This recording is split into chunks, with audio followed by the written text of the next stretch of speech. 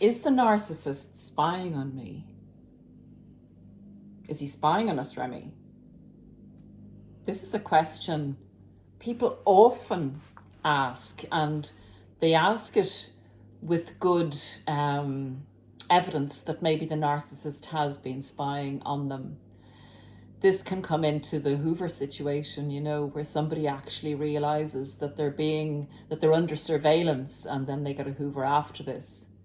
So to answer the question, is the narcissist spying on you or me? I will give you a rundown of the times that a narcissist is generally spying on their victim, target, or supply, and generally not, which may help you answer a few questions you have when you really get the feeling you're being watched. And leave down in the comments if you are experiencing this and how it's happening, because it does. Narcissists do spy on us, and there's reasons for that, and we're going to get into all of this in this podcast. Everybody's situation is different, so there may be tweaks to your circumstances that are different, but this is a generalized overview of the narcissist and their spying games on their victims. So to start off with, if you just reflect on how a narcissist views people, and for this particular instance, we're going to look at the intimate relationship, where the narcissist often changes their supply, changes their partner, can be married multiple times, or can do the norm in relation to narcissist timescale, the 12 to 18 month relationship, and change. The 5-year relationship and change. They usually have a pattern that's applicable to them, basically, their modus operandi. So they view people as supplies, basically as being able to provide them with services, with finances, with status, with imbuing them with the character traits that they will try to take from their partner and put out as their own, or share in the coupledom of the partnership as being a nice person because their partner is a nice person, that kind of thing. So basically, people are like car models. They have different features that the narcissist requires at different times. So if you look at the situation like that in relation to their objectification of people, you'll realize that when they're spying on their sources of supply, it's not because they love the car. It's literally because of their own particular circumstances at any given time. It's always about the narcissist's needs. It's not about the narcissist missing you in an emotional way where they, realize that they actually loved you. They're thinking about the features that you offer as a source of supply. Hard as it is to accept, narcissists do not have empathy, do not have the ability to love, and only look at things, situations, and people in a self-referencing manner as to what that situation or those people or that person can do for the narcissist, because they're the star of the show and no one else matters. So the start of the narcissist spying on, we're going to go with the intimate partner this time in this particular podcast. This starts off with your surveillance of you as a stranger or someone that has been come up on their radar as being a potential partner for them, friend of a friend, family member, etc., whatever situation has arisen. Or they're looking online for a potential victim, as you know that there's a lot of online dating, online crime at the moment in relation to narcissists lying and having multiple relationships and asking people for money. So there's all that kind of thing. But getting back to our podcast, The first time the narcissist will spy on you is when they're doing their recce on you, doing their surveillance, see what your interests are, setting you up for your initiation into the relationship and for your capture. Now, you may think, well, okay, so that makes sense. The narcissist is spying on me, looking to see what I have, and looking to see how they can get in, what type of a person I am, etc. So then we're in the relationship, so there's no need to spy on me. There's every reason to spy on you, because you are essential to the narcissist's existence. You have to be kept under control at all times. Your supply, your attention, your money, your everything can go on nobody else. So in order for the narcissist to pin that down, they need to know your movements. They need to curtail your movements. They need intel on your movements. So despite the fact that any number of us, when we become suspicious of what the narcissist is up to, and we have a very, very creepy idea that the narcissist is cheating or up to something, and we go look at the narcissist's phone, this is well into the relationship, or we try and, ask questions about the narcissist, don't get that confused with the narcissist's fairly constant surveillance of you during the relationship. So you may think that, oh, well, I'll just keep this, I won't say this because the last time I said this to the narcissist, well, he or she flew off the handle, had a total Mickey fit, and, we didn't have any more biscuits for the rest of the week because they threw them on the ground and stamped on them, and, you know the picture. So you say to yourself, well, I just won't mention this to the narcissist because I'd like a biscuit this week. So that's kind of keeping information from the narcissist, and you probably think that you've managed to do that successfully. And then the narcissist comes and says to you, so where did you go last Tuesday? And you say, ooh, because you're no good at lying and you're no good at keeping things to yourself, and you kept it to yourself because you wanted to keep the peace. I'm telling you, the narcissist is asking questions, is looking at your phone, is listening behind closed doors, because they're paranoid. They're super paranoid about what you're up to, and they own you. So you're basically their servant, and they do not want you going serving other people. So they keep an eye on you. You clock in, you clock out. You get the texts, where are you? What are you doing? What time will you be home? And I know you know the picture.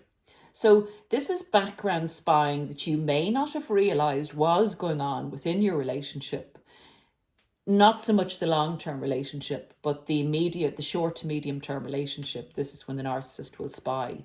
In a very, very long-term relationship, they feel they have the person so under control, so beaten down, that they don't deem it a necessary part of the whole show to be spying on this person. They feel that they have crushed the life out of them, and they totally underestimate some of our long-term members in the community who have gotten out of these relationships after 10 plus, 20 plus, 30 plus, maybe 40 plus years. And say, if again, in the comments, tell people if you have, and join the community, be part of this, because we're all going somewhere together, and it's a good place. It's a supportive place, and it's a place where we're going to learn to fly.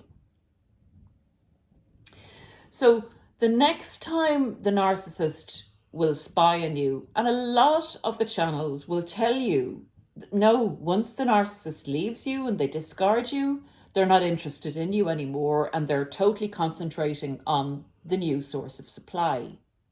And while that does have merit, there is a short window where the narcissist does spy on you, because they need to know that you're under control, that you're the inferior person, and that they're going off in a superior position, and that you're in pain.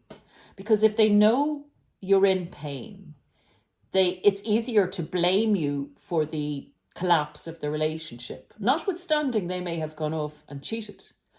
But if you're in pain, you're going to stay waiting for them longer. So you're not going off anytime soon to have and live your best life. And that gives the narcissist, one, a huge sense of empowerment, and two, a huge security blanket for the next relationship that they're going off into, in case, for some reason, not that they do anything wrong, but that that person may not work out or be who they say they are initially. So it is important in the initial weeks and months after the narcissist leaves you that they know your situation and they are comforted. Isn't this dreadful? They're comforted by your discombobulation, your pain, and your difficulty in getting over the relationship. Now, here's the bit, the window that I believe that the narcissist doesn't spy on you. And there's 2 times the narcissist doesn't spy on you. This is one of them, and I'll get to the other one in a few minutes. Once the narcissist is engaged with looking at different options, different new sources of supply, people, different potential partners for the next relationship. Once they feel that you're secure, just as I said a few minutes ago, they stop spying. They go full pelt for leather into the new relationship. And you are like you never existed. They do not think about you. They don't wish to think about you.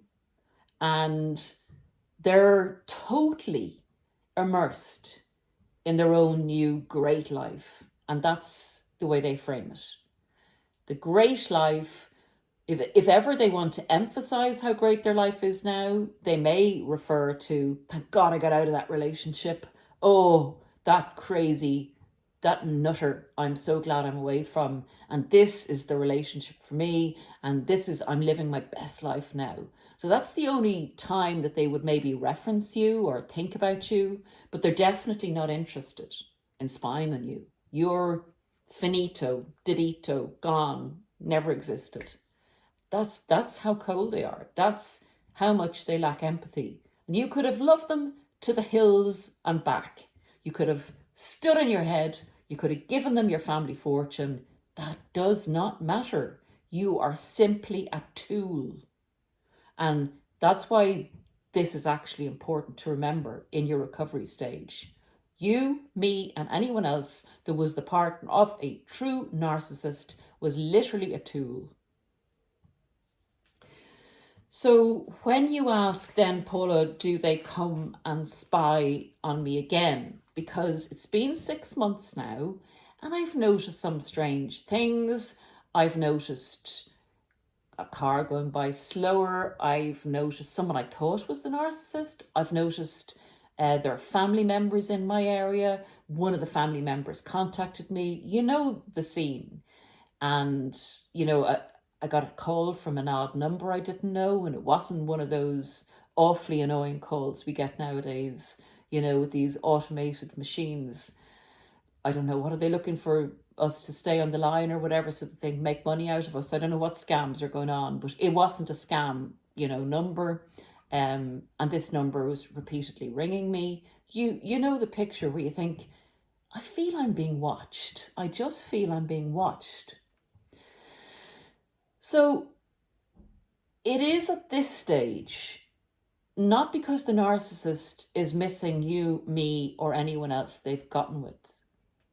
It's because, not that they're missing us as souls, as people, as personalities, as human beings, but the narcissist situation may have somewhat changed. And remember, despite the illusion the narcissist sets us up with, that they finally found the one, they have 20 the ones in their lives, if not more. So this is just a new one. It is not the one, or it's the one of the month. So inevitably, inevitably, the new person starts to look for more from the narcissist, starts to look for their needs to be met. The narcissist, has dropped the mask. Whatever's happened, the new person is a narcissist. The narcissist isn't getting the same level of attention they were when they started the relationship. It's the narcissistic behavior pattern cycle. Love bomb, devalue, discard, hoover. So while that cycle is going on over there, they're looking around at their old garages with their cars in the garage, because they own all those cars. They've marked those cars as theirs, as backups, as backups in case the new car doesn't work out. So at this point, when the narcissist is kind of sniffing around, they want to withdraw from the new person they're with to teach them a lesson. So it may be a mini discard for the new person, or the new person has enraged them and angered them, and they're quietly fuming, although the new person doesn't know this, because the narcissist may not have embedded them fully.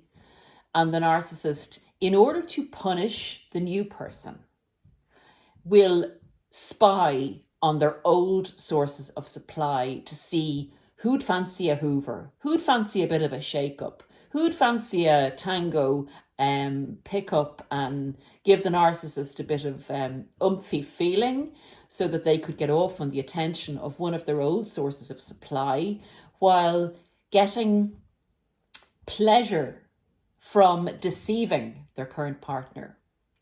So at that point, the narcissist may be spying on you guys, me, whoever their old source of supply was, to see, would it be easy to hoover, like a little hoover, not a serious one, not to get back into the relationship, heat check hoover, just for a bit of amusement and to play into the scenario I've just described.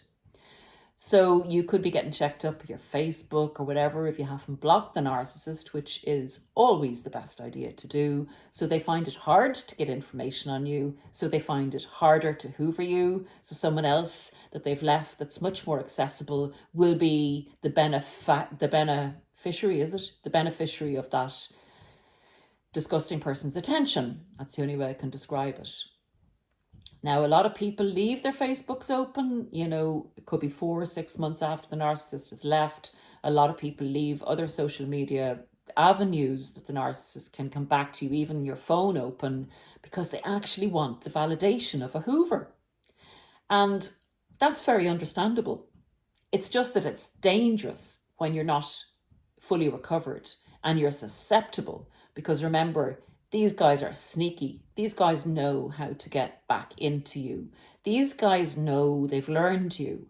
They know, I call it a supernatural knowing, to be honest with you. Not everybody agrees with that, but they know how to re-engage with you, even though you're determined not to. So leaving an avenue to your heart and soul and mind open to this type of entity is never a good idea. But it is understandable. A lot of us want the validation of a hoover, and we also want to know, were they really a narcissist? Because if they were a decent, honest, healthy human being, after hurting me like this, they certainly wouldn't want to come back into my life and use me again. That's just not what a good person does. Someone that loved me would never torture me like that, would never just pop back into my life just to see how I was doing. That's not what a kind, loving, healthy, great, amazing human being does. That's what a SHITTY human being does. So that's when they'd start spying again. Now, guys, the last time that a narcissist, well, 2 of the last times that a narcissist will spy is if they're plodding along in their new relationship, or maybe their 2nd or 3rd new relationship since they discarded you or you walked away from them. They hear that you're doing well. They hear someone tells them, oh, wow, do you know what? Johnny is just, oh my God, he's gotten 2 promotions. He's gotten a new sports car and he's bought a holiday house in France. or the Seychelles or the Caribbean, sorry, as you guys say it. We say the Caribbean in Europe. The Caribbean. Well, will that Johnny get spied on? Oh yes, Johnny Go Lately will be spied on and will be very likely the recipient of a well-planned hoover. And if they're not the recipient of a well-planned direct hoover, Mr. or Mrs. Narcissist will spy up enough to see the best way to align themselves with their old supply, who's doing really well, with their lives, in order to have a parallel life with them where they will try and triangulate that old supply with somebody who's in the old supply's life, but look like they're having a relationship with that person in that environment. And they'll use that as a way to re-engage with the person. Like, I'm not interested in you in a relationship. Oh, it's great, you're doing well. I'm going out with this person who's on a par with you in what you're doing in your career or lives in the same area, etc. And that's the way they'll get in. So the old source of supply, who's now doing very well, will feel, oh, unusual that they're in, back in my world, but they're not interested in me. They're not hoovering me. They're with my friend, or they're with a colleague. They're with someone that works in a competitor company to me. So it's not me they're back here for. Oh yes, it is. Oh yes, it is. It's either you they're back for to get back into a relationship with you, or it's to make themselves feel that they're just as good as you, if not better, as they try and go to a person that's in a higher up position than you. This is all the stuff that narcissists do. So in relation to is the narcissist spying on me? Sorry, we have some activity there in the back.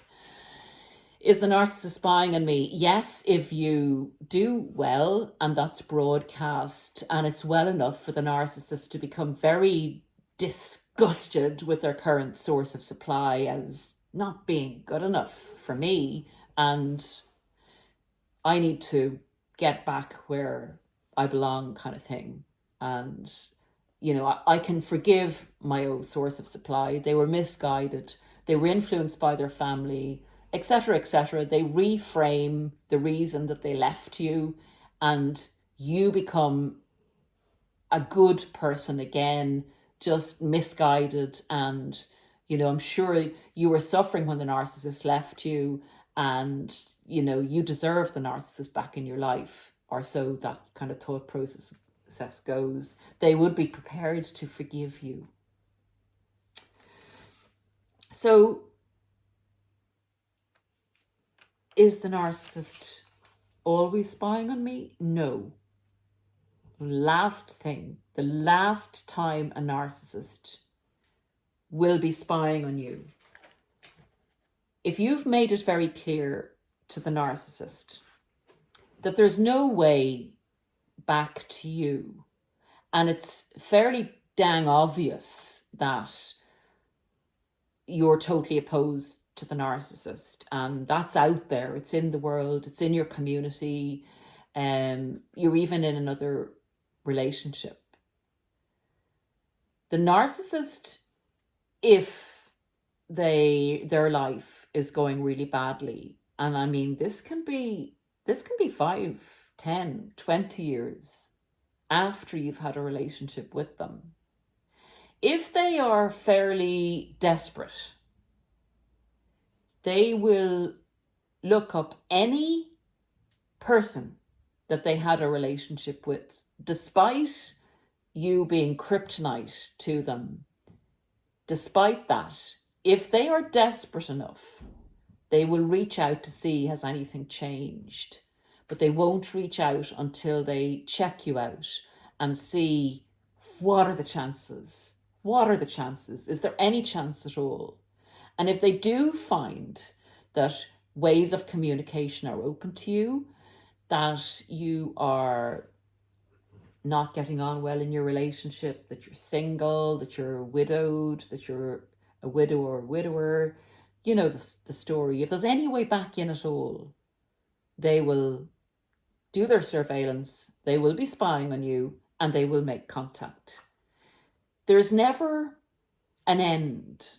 There's never a goodbye with a narcissist. Really, no matter what you do to the narcissist, because it's not about you, and it's not about me, and it's not about anybody else the narcissist was with. It's only and ever about the narcissist. And the narcissist is a magician or magicianess at changing reality. Not only do they present an illusionary reality for us at every point, but they also do for themselves.